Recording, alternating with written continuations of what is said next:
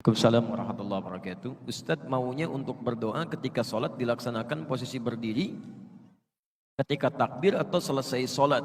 Kalau berdiri itu kapan? Saya pernah mendengar sujud akhir sholat itu waktu yang pas untuk berdoa. Baik, ada 4 posisi. Saya ulang, ada 4 posisi dalam sholat yang langsung dijamin oleh Al-Quran dan hadis Nabi SAW sebagai posisi yang cepat mengabulkan doa. 1, berdiri. Dalilnya di Quran surah ketiga Ali Imran ayat 38 sampai 39. Di Al-Baqarah ayat ke-45. Di hadis Nabi SAW riwayat Abu Daud nomor hadis 649. Nanti saya turunkan. Yang kedua, saat ruku dan sujud. Saat ruku dan sujud. Dalilnya di Quran ada di surah ke-48 Al-Fatah ayat 29. Selanjutnya 4. Jadi tadi berdiri, 2 ruku, 3 sujud di ayat yang sama. Yang keempat, sesaat sebelum salam.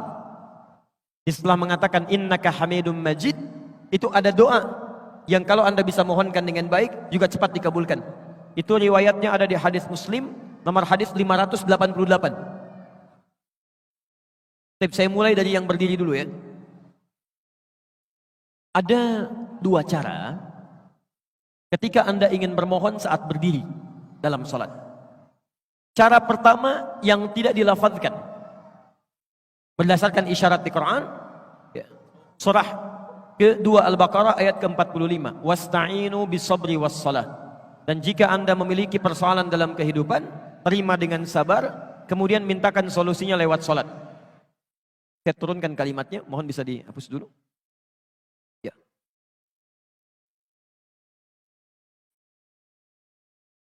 Lihat sini ya, saya berikan gambaran secara lafadznya. Cukup, jazakallah. Saya turunkan Quran surah kedua ayat ke-45. Posisi paling kanan di pertengahan, gak sedikit ke bawah. Wasta'inu. Perhatikan cara menerjemahkannya. Dan jika Anda punya persoalan dalam hidup, mintakan solusinya. Pertama, bis-sabri, dengan sabar. Jadi jangan mengeluh. Jangan mengeluh. Lalu kemudian terima dulu dengan sabar. Lalu tunaikan sholat. Wassalah. Minta dalam sholat. Dijelaskan di hadis kapan mintanya. Kapan mintanya? Di hadis Abu Daud. Nomor hadis 649. Lihat. Fokus. Perintah Qurannya wasta'inu. Dan mohonkan kepada Allah.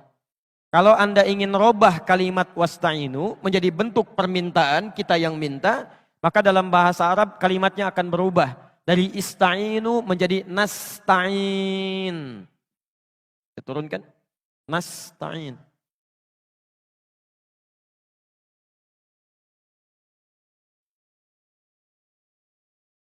Wasta'inu, Anda minta ya. Lalu kita mau minta, robah kalimatnya dari wasta'inu menjadi nasta'in. Sekarang perhatikan.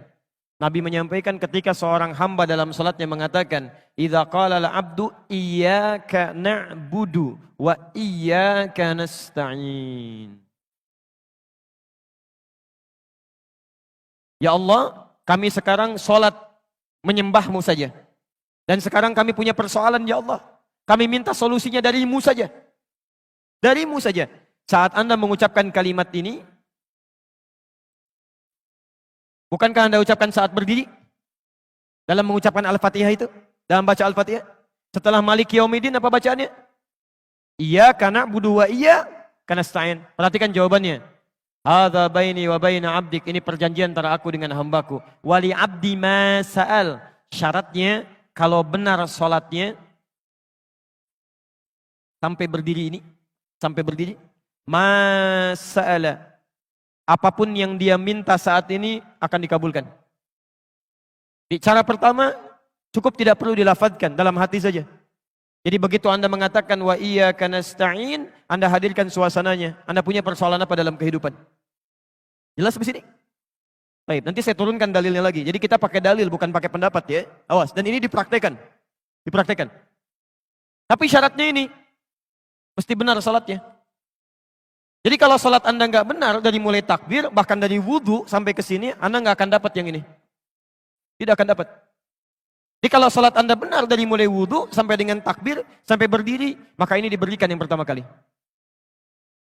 Ya. Makanya Nabi itu sangat ketat dalam masalah salat. Saya sampaikan sampai 2 kali dari tadi malam di Al-Irsyad sampai tadi subuh ya di Masjid Al-Falah. Disebutkan di Al-Bukhari nomor hadis 751, 757, di hadis Muslim nomor hadis 397. Babul musi fis shalah.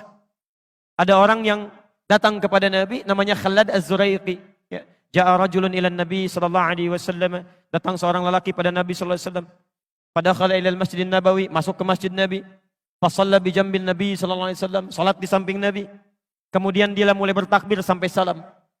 Falamma sallama yaminan wa syamala, tatkala salam ke kanan dan ke kiri, faqala lahu Nabi sallallahu alaihi wasallam. Nabi sallallahu alaihi wasallam langsung berkata pada orang ini, "Shalli fa innaka lam tusalli." Kamu salat lagi karena kamu belum salat. Padahal sudah salam. Dia mengulang sampai 3 kali, tapi Nabi mengucapkan kalimat serupa. Anda salat lagi karena Anda belum salat. Apa kata orang ini? Ya Rasulullah, ma uhsinu ghairah, alimni. Ya Rasulullah, saya nggak bisa lebih baik daripada ini. Tolong ajarkan saya. Maka diajarkan oleh Nabi dari mulai wudu, Pak, sampai dengan salam. Idza qumta ila shalah asbighul wudu, thumma istaqbilil qiblah, thumma fakabbir. Kalau kamu mau salatnya bagus sempurna, sempurnakan wudu begini caranya. Kemudian menghadap ke arah kiblat sampai kakinya diatur. Bagaimana cara berdirinya? Bagaimana lebar kakinya? Bagaimana cara bertakbirnya? Bagaimana cara bersedekapnya? Sampai akhirnya. Sampai di situ Nabi mengatakan di Al-Bukhari nomor hadis 651, "Shallu kama ra'aitumuni usalli." Salatlah kalian seperti persis melihat saya.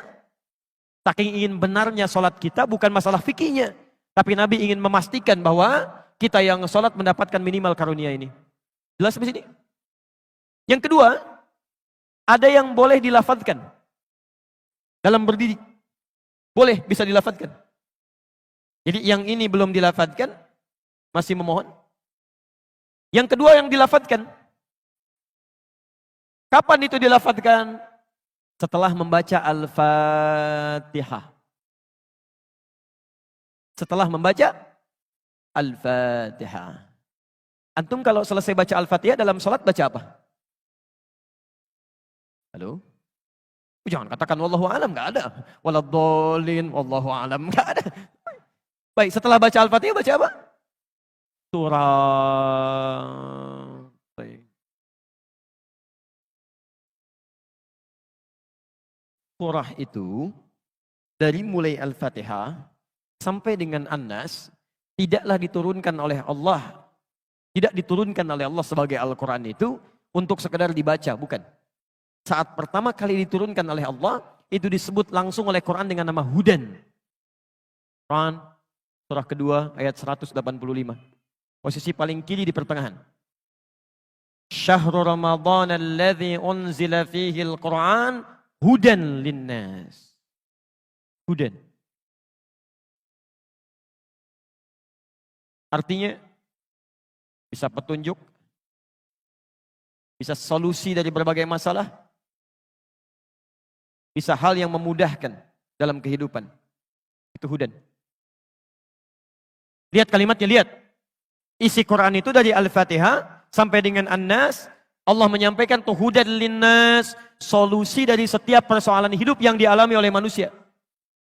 Jadi kalau ada manusia walaupun dia tidak beriman, dia belajar Quran, bisa mendapatkan bagian kemudahan dalam hidupnya. Makanya saking sayangnya Allah pada orang beriman, dipaksa oleh Allah dalam tanda petik, supaya dia mendapatkan hudan. Solusi kemudahan dalam hidupnya. Bagaimana caranya? Dipindahkan ayatnya ke Al-Baqarah ayat 2 sampai 3. Posisi paling kiri dari atas sampai ke tengah. Dzalikal kitabu la raiba fi hudal lil muttaqin. Siapa muttaqin ini? Apa amalannya? Ayat 3-nya. Alladzina yu'minuna bil ghaib wa yuqimunas shalah. Diminta oleh Allah menunaikan salat ini supaya mendapatkan hudan. Bagaimana cara mendapatkannya? Ini sebetulnya poinnya. Jadi antum setelah membaca Al-Fatihah, seharusnya antum mencari surat-surat yang dibacakan sesuai dengan kebutuhan antum. Cari ayat-ayat yang sesuai dengan kebutuhan kita. Karena dari Al-Fatihah sampai dengan An-Nas itu semua berisi kebutuhan kita. Saya baca cepat ya. Tapi nggak usah ditulis. Saya ulangi, tidak usah ditulis. Ya, saya bacakan saja. Misal, sebelum lahir, tadi kan ikhtiarnya Quran surah kedua ayat Quran surah ketiga ayat 38 sampai 39. Keadaannya Quran surah 19 ayat kedua sampai dengan ayat ke-11-nya. Begitu dia mulai mengandung, bagaimana kandungannya supaya baik, Quran surah ke-7 ayat ke-189. Begitu dilahirkan, bagaimana supaya ASI-nya mengalir lancar, anaknya tumbuh menjadi anak yang soleh, Quran surah kedua ayat 233. Begitu usia 2 tahun ke atas, dia mulai belajar bagaimana supaya dekat dengan Allah, baik dengan orang tuanya, baik dengan tetangganya, Quran surah ke-31 ayat 13 sampai dengan ayat 19-nya. Kemudian dia mulai belajar supaya cepat menangkap pelajarannya, Quran surah 9 ayat 122. Supaya meningkat prestasinya, Quran surah 58 ayat yang ke-11. Kemudian dia mulai meningkat lagi pendidikannya, mulai mendapatkan teman-teman bergaul. Bagaimana supaya tidak bisa merubah keadaannya, supaya lebih dekat dengan Allah, tidak terjebak dalam pergaulan bebas. Quran surah ke-49 ayat ke-13-nya. Ada yang serius datang mau melamar, bagaimana menyikapinya? Quran surah ke-4 ayat yang ke-4. Terjadi pernikahan, Quran surah 30 ayat ke-21. Setelah menikah, bagaimana membagi tugasnya? Supaya tidak gelisah dalam pembagian tugas, tidak saling menyingkirkan satu dengan yang lainnya. Quran surah ke-4 ayat 34. Setelah dia menikah, suami mulai mencari nafkah. Bagaimana cara bekerjanya? Yang standar ada di Quran surah kedua ayat 168. Kalau mendapatkan ingin yang lebih mudah lagi, Quran surah kedua ayat 172. Kalau belum berangkat, rizkinya sudah menunggu dia, Quran surah 7 ayat ke-96-nya. Kemudian dalam bekerja ini tidak mudah. Istri harus merawat anaknya, merawat rumah tangga. Kadang-kadang anaknya sulit diatur, mengatakan pada perintah ibunya, mengatasinya Quran surah ke-17 ayat ke-23. Itu dua-duanya sama-sama capek. Jangan dikira yang pergi ke kantor saja. Ibu pun merawat anak juga kadang-kadang ada rasa lelah. Bagaimana mengatasinya? Kalau lelah-lelah sedikit, itu ada di Quran surah ke-26 ayat ke-80. Kalau sudah mulai menjadi penyakit, bahkan kata dokter nggak ada obatnya, bagi Allah nggak ada yang mustahil. Quran surah ke-21 ayat 83 sampai dengan 84. Kadang-kadang Anda yang bekerja, ada orang yang tidak suka dengan Anda. Ada yang usil, ingin menyingkirkan Anda, menyungkurkan Anda. Ada perlindungan dari Allah di Quran surah ke-17 ayat 79 sampai dengan 81. Kalau ada yang membuat diri Anda tersesat, sampai mengatakan, ya Allah kenapa dia begini ya Allah, apa enggak ada solusinya? Selalu ada. Amalkan di Quran surah ke-21 ayat 87 sampai dengan ayat ke-88-nya. Sampai Anda beraktivitas lagi, mendapatkan kesenangan hidup, harta mulai melimpah, Masya Allah, rumah semakin luas, syukuri itu semua dengan mengamalkan tuntunan di Quran surah ke-14 ayat yang ke-7-nya. Tapi ketika datang ujian, tingkat ujian bisa macam-macam. Ada yang ringan, yang menengah, kemudian yang kuat. Pelajari itu supaya siap menghadapinya. Di Quran surah kedua ayat 214. Solusinya di Quran surah ketiga ayat 142. Cara sabarnya di Quran surah kedua ayat 155 sampai 157. Sampai Anda terus berkembang, usia 40 tahun, orang tua masih ada, ingin berbakti pada orang tua, ada di Quran surah ke-46 ayat yang ke-15-nya. Sampai kemudian Anda semakin sepuh, mengatakan, ya Allah, apakah saya akan hidup untuk selamanya? Tidak. Satu saat kamu akan meninggal. Bagaimana cara meninggalnya ya Allah? Kamu akan kedatangan maut di Quran surah ketiga ayat 185. Maut itu datang lewat malaikat yang diutus. Quran surah 32 ayat yang ke-11. Bagaimana cara diambilnya ya Allah? Kalau kamu ingin tenang diambilnya, kerjakan amal soleh. Maka kamu akan dipanggil dengan kalimat yang menenangkan. Ya ayyatuhan nafsul mutmainnah. Quran surah 89 ayat 27 sampai dengan ayat 30. Tapi kalau kamu banyak amal salah, tidak ada amal soleh, maka panggilannya akan sedikit menegangkan. Quran surah ke-8 ayat ke-50 sambil dipukulin malaikat. Ya Allah, saya telah mengalami malam pertama di alam dunia. Bagaimana malam pertama di alam kubur? Apakah menyenangkan atau ada persoalan? Kalau ingin senang, Quran surah ke-3 ayat 169 sampai 172. Kalau kamu ingin sedikit menegangkan sambil ditampakkan neraka jahanam dari mulai pagi sampai dengan sore, boleh. Ada di Quran surah ke-40 ayat 46 sampai dengan 47-nya. Ya Allah, bagaimana suasana hisab? Apakah menyenangkan atau tidak? Kalau kamu ingin masuk surga tanpa hisab, langsung masuk, mendapatkan berita gembira surga, ada amalannya di Quran surah kedua ayat 25. Tapi kalau kamu misalnya banyak amal salahnya, mengabaikan perintah Allah, bahkan kamu bisa masuk neraka tanpa hisab. Ada di Quran surah ke-18 ayat 100 sampai dengan 101-nya. Ya Allah, bagaimana suasana surga nanti ya Allah? Ayo kerjakan amal saleh. Ada surga bersama Rasulullah tingkat yang paling tinggi. Amalan di Quran surah ketiga ayat 31, Quran surah 59 ayat yang ke-7, Quran surah 33 ayat 21. Ada surga yang di taman surga yang memberikan langsung Allah, bisa melihat Allah tanpa hijab. Quran surah 75 ayat 22 sampai dengan ayat 23. Ada amalannya di Quran surah ke-51 ayat 15 sampai dengan ayat 23. Ada surga seluas langit dan bumi. Kemanapun kamu beraktivitas tidak akan pernah menemukan ujungnya. Quran surah ketiga ayat 133 sampai dengan 134. Ada semua. Ada semua. Di Anda punya masalah apapun, ayatnya ada di Quran. Jadi begitu mengatakan waladhdallin, cari ayat yang sesuai dengan kebutuhan Anda. Mintakan, boleh dilafadzkan. Masalahnya Ustaz, saya nggak hafal ayatnya. Jadi yang dibaca dari subuh sampai isya, An-Nas lagi. Minal jinnati. Dan dikabulkan oleh Allah. Mimpinya ketemu jin terus gitu kan. Itu yang boleh dilafadzkan.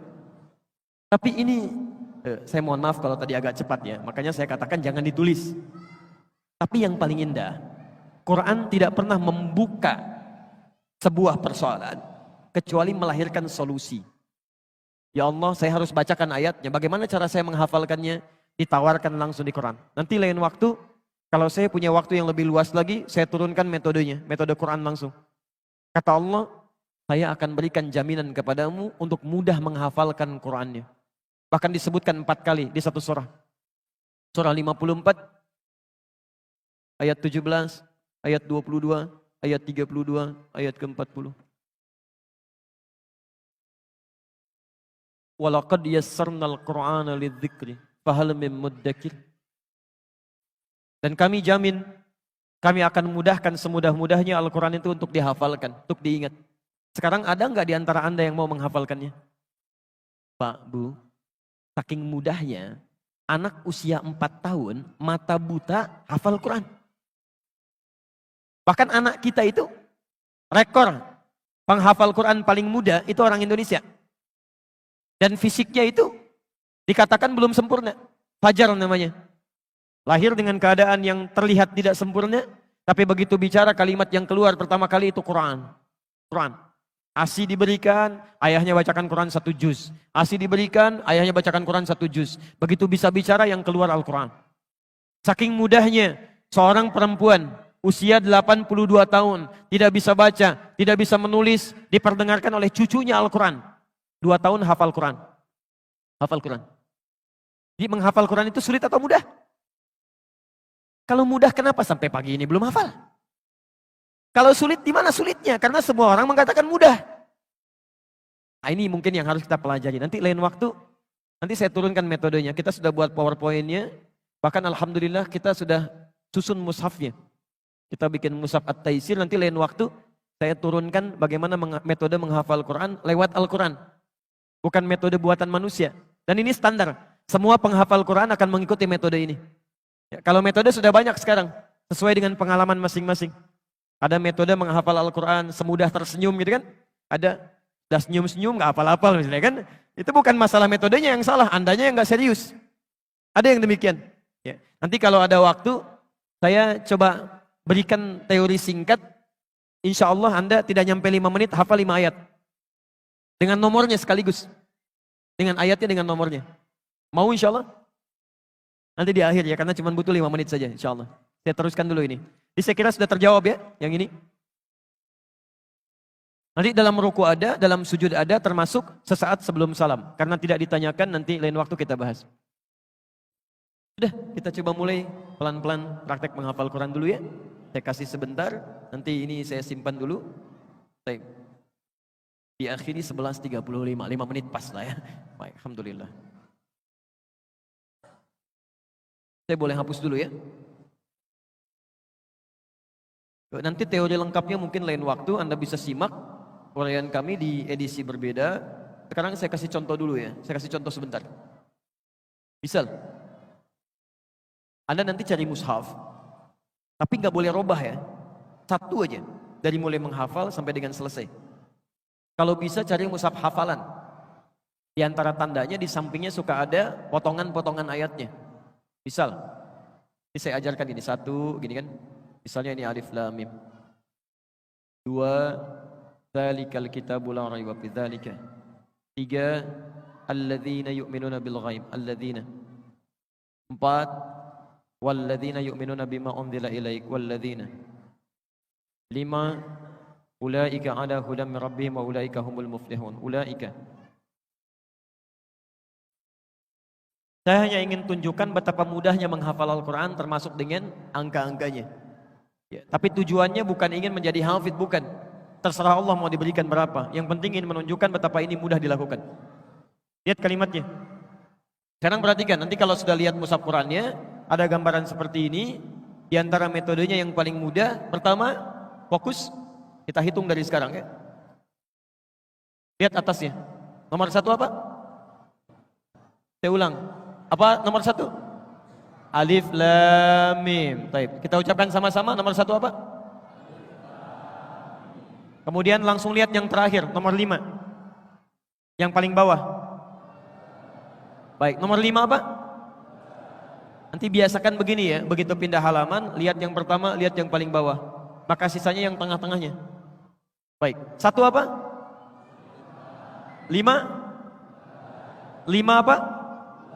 1 apa? Sekarang lihat yang mirip. 3 alladzina. 3 apa? 4 tinggal pakai wawu. Walladzina. 4 apa? Baik. 3 apa? 4 apa? 5?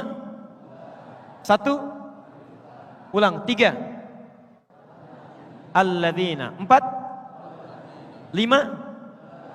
1? 4, 3, 5, 1. Tinggal yang kedua. Balika. 2 apa? 3 apa? 4 apa? 5 apa? 1 apa? Saya ulang. 1, 2, 3, 4, 5, 3, 2. Sekarang saya hapus dulu. Ini apa? Bukan, ini kosong, gak ada apa-apa. Bisa. Tapi karena Anda sudah tervisualisasi dengan nomor-nomor ini, angka-angka ini, otomatis begitu melihat angka, Quran yang muncul di benak Anda. Nanti kemanapun ditanya akan indah, semuanya Quran. Masya Allah Ustaz, apa kabar? Baik. Tinggal di mana Ustaz? Di Bekasi. Nomor berapa rumahnya? F1 nomor 6. F1 alif lam mim 6. Innal ladzina kafaru sawa'un 'alaihim a'anzartahum am lam tunzirhum. Masya Allah. Anak berapa Ustaz? Dalikal kitabu la raiba fihi hudal lil muttaqin. Istri berapa Ustaz? Alif lam mim. Alhamdulillah. Allah la quwwata illa billah. Jelas ya? Nanti lain waktu lah. Ini saya hanya ingin tunjukkan sebetulnya Quran itu dimudahkan. Betapa mudah untuk bisa mendapatkan itu semua. Saya hitung Anda nggak nyampe 2 menit tuh. Bisa mendapatkan bagian dari itu. Nanti silahkan praktekkan dengan guru-guru yang lain. Dan saya dengar ada rumah tahfidz di sini. Semoga Allah Subhanahu Wa Taala berikan kemudahan untuk proses tahfidzul Quran yang ada di sana. Dan semoga antum semua sebelum meninggal dunia diberikan oleh Allah Subhanahu Wa Taala nikmat untuk bisa menghafalkan Al-Quranul Karim. Tidak cukup dengan amin, tapi mulai dulu dari sekarang. Ya, cari guru yang baik, mulai menghafal dan mohonkan kepada Allah Subhanahu Wa Taala kebaikan.